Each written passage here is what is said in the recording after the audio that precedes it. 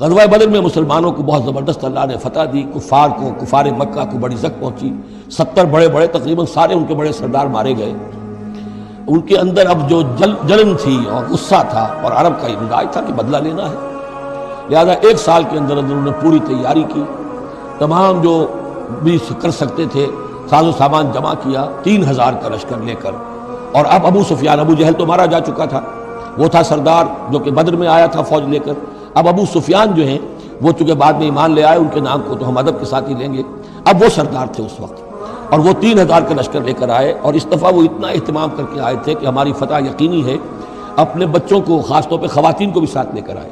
تاکہ ہمارے اندر غیرت رہے کہ ہماری عورتیں بھی ساتھ ہیں، اگر کوئی میدان سے ہمارے قدم اکھڑ گئے تو ہماری عورتیں جو ہے وہ قبضے میں چلی جائیں گی مسلمانوں کے۔ تو ہند جو تھی، اس کی بیوی ابو سفیان کی بیوی ہند، وہ بھی ایمان لے آئی بعد میں، لیکن عتبہ کی بیٹی تھی، اس کا باپ اور بھائی عتبہ ابن ربیعہ، اور چچا اس کا اور بھائی، یہ 3 جو ہیں بدر میں قتل ہو چکے تھے، مسلمانوں کے ہاتھ میں واصل جہنم ہو چکے تھے۔ تو ہند کے سینے کے اندر بھی انتقام کی آگ تھی۔ باقی تو یہ کہ کوئی گھر بچا ہی نہیں تھا مکے کا جن کا کوئی نہ کوئی آدمی مارا نہ گیا، اور 70 آدمی مارے گئے تھے۔ اب یہ جب لوگ آئے ہیں تو ادھر حضور نے مشورہ کیا صحابہ سے کہ کیا کرنا چاہیے، لشکر آ گیا 3000 کا۔ کچھ لوگوں نے کہا کہ ٹھیک ہے، کھل کر مقابلہ کریں گے، ڈٹ کر مقابلہ کریں گے، چلیں گے میدان میں۔ حضور کا اپنا رجحان ادھر تھا کہ یہ صورتحال ایسی ہے کہ ہم اگر مدینے میں محصور رہ کر مقابلہ کریں تو بہتر ہے۔ لیکن جو لوگ بدر کے بعد ایمان لائے تھے، ایک تو ان کا جوش و خروش تھا، ان کا ہمیں تو شہادت چاہیے، ہمیں آخر اس موت سے کیا ڈر ہے، شہادت ہے مطلوب و مقصود مومن، نہ مال غنیمت نہ کشور کشائی۔ تو حضور نے ان کا لحاظ کرتے ہوئے آپ نے فیصلہ کر دیا ٹھیک ہے، ہم میدان میں جائیں گے، کھل کر مقابلہ کریں گے۔ اس پر جب وہ مقابلے میں پہنچ گئے ہیں، آپ لے کر گئے تھے 1000 آدمی باہر۔ جب آمنا سامنا ہوا ہے تو وہاں عبداللہ ابن ابی یہ کہہ کر اپنے 300 آدمیوں کو لے کے واپس آ گیا۔ اتفاقاً اس کی رائے بھی یہ تھی کہ کھلے میدان میں جنگ مت کرو، بلکہ یہ کہ محصور ہو کر، جو حضور کی رائے تھی وہی اس کی بھی تھی اس وقت۔ لیکن اس وقت وہ یہ کہہ کر کہ جب ہماری بات نہیں مانی جاتی تو ہم خواہ کیوں اپنی جانیں جو ہیں جوکھوں میں ڈالیں، وہ 300 آدمی لے گیا تو رہ گئے صرف 700۔ ان 700 میں سے بھی 2 گھرانے ایسے تھے، بنو حارثہ بنو سلمہ، ان کے قدم بھی تھوڑی دیر کے لیے ڈگمگائے، لیکن پھر ان کو اللہ تعالیٰ نے حوصلہ دیا اور وہ جم گئے، وہ 300 چلے گئے۔ اس کے بعد اللہ نے وعدہ کیا ہوا تھا مدد کا، جنگ ہوئی، مدد آئی اور اللہ نے فتح دے دی۔ لیکن وہ ایک درہ تھا مسلمانوں کی پشت پر پہاڑ میں۔ حضور کو اندیشہ تھا کہ ایسا نہ ہو کہ وہاں سے ہم پر حملہ ہو جائے، تو 2 طرف سے ہم چکی کے پاٹ کے درمیان، 2 پاٹوں کے درمیان آ جائیں۔ وہاں 50 تیر انداز آپ نے مقرر کر دیے تھے کہ یہاں سے مت ہلنا، چاہے تم یہ دیکھو کہ ہم سب مارے گئے اور ہمارے گوشت جو ہے وہ کوے اور چیلیں کھا رہے ہیں، تب بھی تم نے نہیں ہلنا یہاں سے۔ لیکن جب مسلمانوں کو فتح ہو گئی، وہاں اختلاف ہو گیا کہ حضور نے جو فرمایا تھا وہ شکست کے سلسلے میں تھا، اب تو فتح ہو گئی ہے، چلو اب چل کے مال غنیمت جمع کرنے میں باقی تم لوگوں کا ساتھ دو۔ جو وہاں کے لوکل کمانڈر تھے وہ منع کرتے رہے کہ ہرگز مت ہلو، حضور کا حکم یاد رکھو۔ وہ تعویل کر چکے تھے حضرت حضور کے حکم کی۔ 35 چلے گئے، 15 رہ گئے۔ خالد ابن ولید اس وقت جو تھے، کیولری جو تھی، جو گھڑ سوار تھے ان کے جو ہے وہ کمانڈر خالد ابن ولید تھے، ایمان نہیں لائے تھے ابھی۔ ان کی عقابی نگاہ نے دیکھ لیا کہ وہ درہ خالی ہے، تو ادھر تو شکست ہو رہی ہے، وہ اپنا 100 گھوڑوں کا جتنا بھی گھوڑے تھے ان کا لے کر پورا کا پورا رسالہ، اور وہ پیچھے سے آ کر حملہ کیا، اور وہ فتح شکست میں بدل گئی۔ 70 صحابہ شہید ہو گئے، حضور بھی زخمی ہو گئے، دندان مبارک شہید ہوئے، خون اتنا گیا کہ یہ بھی مشہور ہو گیا، کیونکہ بے ہوشی طاری ہو گئی تھی کہ حضور کا انتقال ہو گیا ہے۔ لیکن پھر یہ ہے کہ ہمت کر کے لوگوں جمع ہوئے، حضور نے لوگوں کو پکارا، پھر آپ نے یہ فیصلہ کیا کہ پہاڑ پر چڑھ کر اور وہاں پر اس وقت بچاؤ کر لیا جائے، تو تمام مسلمان پہاڑ پر چڑھ گئے۔ اب موقع یہ تھا ان کے لیے، ابو سفیان اور دوسری طرف جو یہ ان کے ساتھی جو کیولری کے سردار تھے خالد ابن ولید، ان میں اختلاف ہو گیا۔ خالد ابن ولید کا کہنا یہ تھا کہ ان کا پیچھا کرو اور ختم کر کے ہی چلو، یہاں سے پہاڑ پر چڑھو۔ ابو سفیان نے کہا نہیں، یہ بہت خطرے کی بات ہے، وہ اونچائی پر ہے، اوپر سے پتھر پھینکیں گے اور ہمارے گھوڑوں کا بھی نقصان ہوگا، ہمارا بھی ہوگا، اب ہم نے بدر کا بدلہ لے لیا ہے، اب ہم چلتے ہیں۔ وہ وہاں سے چلے گئے۔ بہرحال یہ ہے پورا سلسلہ کہ جس کے اب واقعات اس میں آئیں گے، تو ایک سکیچ میں نے آپ کے سامنے رکھ دیا ہے۔ وَإِذْ غَدَوْتَ مِنْ أَهْلِكَ تُبَوِّئُ الْمُؤْمِنِينَ مَقَاعِدَ لِلْقِتَالِ، اور یاد کریے اے نبی صلی اللہ علیہ وسلم، جب کہ آپ صبح کو اپنے گھر سے نکلے تھے، اپنے حضرت عائشہ صدیقہ کے حجرے سے آپ برآمد ہوئے تھے، تُبَوِّئُ الْمُؤْمِنِينَ، اور آپ لوگوں کو مقاعد للقتال، آپ لوگوں کو ان کے مورچوں میں بٹھا رہے تھے، یعنی آپ جب صف بندی کر رہے تھے وہاں اور مورچے معین کر رہے تھے۔ واللہ سمیع علیم، اللہ سب کچھ سننے والا اور جاننے والا ہے۔ اذ ہمت طائفتان منکم ان تفشلا، جبکہ دو گروہ تم میں سے ایسے تھے مسلمانوں کہ وہ کچھ کمزوری انہوں نے دکھائی، نامردی کا مظاہرہ کیا، ان کے پاؤں لڑکھڑائے، واللہ ولیہما، حالانکہ اللہ تعالیٰ ان کا پشت پناہ تھا، وعلی اللہ فلیتوکل المؤمنون، اور اللہ تعالیٰ پر ہی توکل کرنا چاہیے اہل ایمان کو۔ جیسا کہ میں نے عرض کیا، یہ بنو حارثہ بنو سلمہ انصار کے دو گھرانے تھے، عارضی سی ان کے اندر کمزوری آئی، بر بنائے تب بشری، لیکن پھر وہ جم گئے، لیکن ان کی جو ہے ذکر قرآن میں کر دیا گیا، اور وہ اس پر فخر کرتے تھے کہ ہم وہ لوگ ہیں کہ جن کا ذکر اللہ نے قرآن میں کیا ہے، واللہ ولیہما، کیونکہ پھر وہ عارضی سی جو ان پر آئی تھی کمزوری وہ رفع ہو گئی۔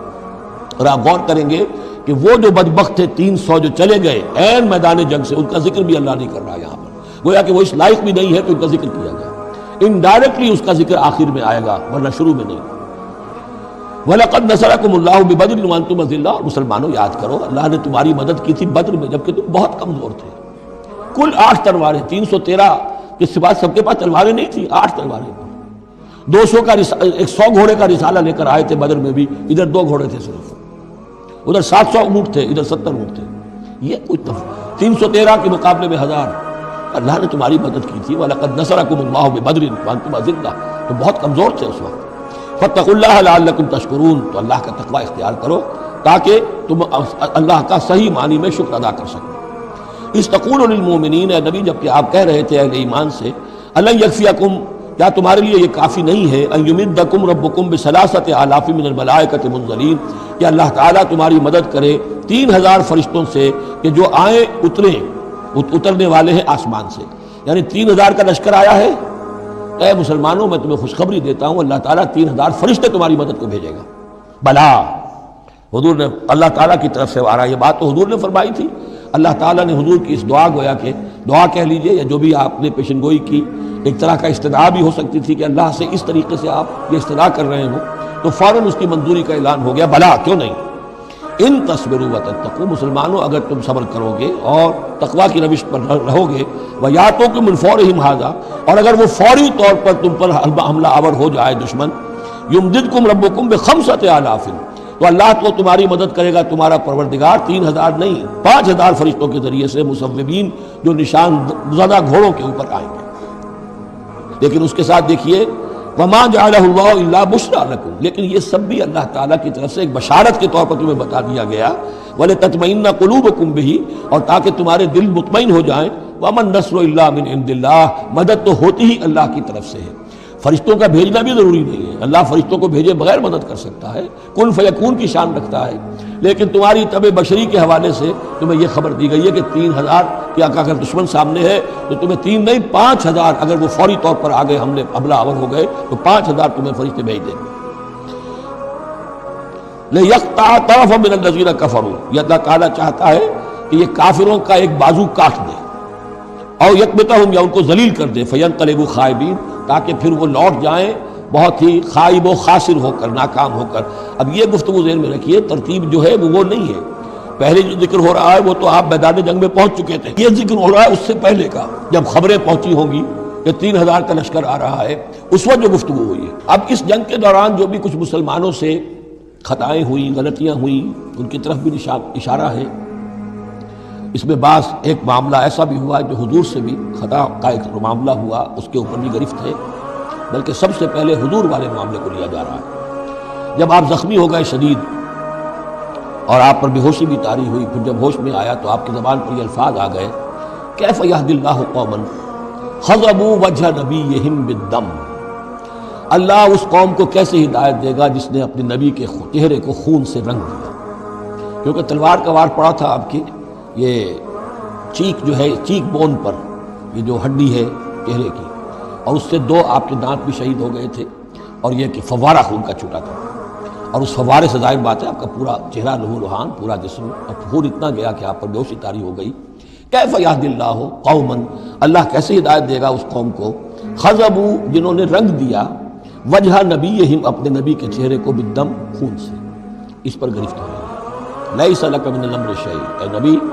آپ کا کوئی اختیار نہیں ہے، آپ کا کام ہے دعوت دینا، تبلیغ کرنا، لوگوں کی ہدایت و ضلالت کا فیصلہ ہم کرتے ہیں، آپ نہیں کرتے۔ اور دیکھیے اللہ نے کیا شان دکھائی، جس شخص کی وجہ سے یہ سب کچھ ہوا ہے، خالد ابن ولید حضور ہی کے زبان مبارک سے اسے خطاب دلوایا، خالد سیف من سیوف اللہ، خالد اللہ کی تلواروں میں سے تلوار ہے۔ حالانکہ یہ ساری زخم جو پہنچی ہے وہ حضرت خالد بن ولید اس وقت تک جو وہ کفر کے سرداروں میں سے تھے وہ آئے تھے۔ لیس لک من الامر شیء، اے نبی یہ اختیار آپ کا نہیں ہے، اور یتوب علیہ اور یعذبہ، اللہ کے اختیار میں، وہ چاہے گا تو ان کی توبہ کی توفیق دے دے گا، وہ ایمان لے آئیں گے، یا اللہ چاہے گا انہیں عذاب دے گا، فإنہم ظالمون، اس لیے کہ ظالم تو ہیں، انہوں نے گناہ تو کیا ہے، غلط کام کر رہے ہیں، سزا کے وہ حقدار ہو چکے ہیں، لیکن ہو سکتا ہے اللہ انہیں ہدایت دے دے۔ اب دیکھیے یہ وقت کی بات ہوتی ہے، چند سال پہلے طائف میں وہ دعا جو ہے آپ سے کہا گیا، فرشتہ آیا کہ اے نبی جنہوں نے آپ پر پتھراؤ کیا ہے اور آپ کی توہین و تذلیل کی ہے،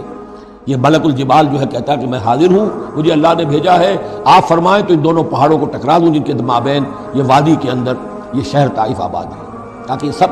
پس جائیں سرما۔ آپ نے فرمایا نہیں، کیا عجب کہ اللہ تعالیٰ ان کی آئندہ نسلوں کو ہدایت دے دے۔ لیکن اب یہ مرحلہ کچھ ایسا تھا کہ زبان مبارک سے وہ جملہ نکل گیا۔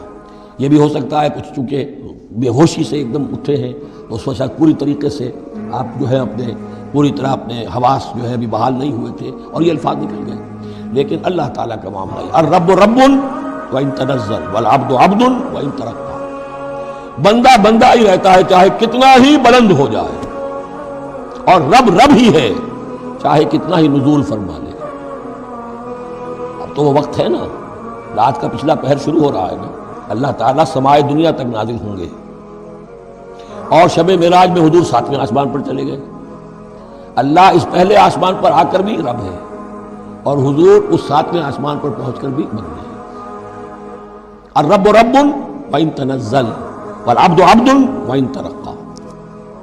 وللہ ما فی السماوات وما فی الارض، اللہ ہی کے لیے ہے جو کچھ کہ ہے آسمانوں اور زمین میں، یغفر لمن یشاء ویعذب من یشاء، وہ جس کو چاہتا ہے بخش دیتا ہے، جس کو چاہتا ہے عذاب دیتا ہے، واللہ غفور الرحیم، اللہ غفور الرحیم۔